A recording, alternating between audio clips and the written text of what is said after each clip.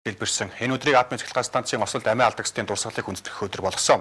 Тэгвэл энэ өдрийн хүрээнд Монголын ногоон намаас цөмийн аюулын эсрэг арга хэмжээг зохион байгууллаа. Чернобылийн атомын цахилгаан станцд гарсан осол цөмийн хамгийн том осол байсан юм а. Үүнээс болж хохирсон хохирлыг мөнгөн дүнгээр тооцох аргагүй. 3 сая гаруй хүн амтай Украин улсын хүн амын 84% нь энэ осолд шууд өртсөн гэж шинжээчид дүгнэдэг байна. Дэлхийн нийтийн нэг хэсэгтээ тохирол авруулж ирсэн энэ өдрийг тохиолдуулаад Монголын ногоон намаас цөмийн аюулын эсрэг арга хэмжээг өнөөдөр зохион байгуулсан юм а. Энэ бол жагсаал цуглаанхаас илүү санал асуулгын өгж байгаа. Ард иргэд маань одоо энэ цөмийн технологийн аюулын талаар хэр их мэдээлэлтэй байна. Манайх та бүхэн мэдж байгаа 2004 оноос хойш ер нь гудамжинд явж одоо жагсаал гэж сонгогчтойгоор ийм мэдээлэл солилцох үйл ажиллагаа өгч ялаа.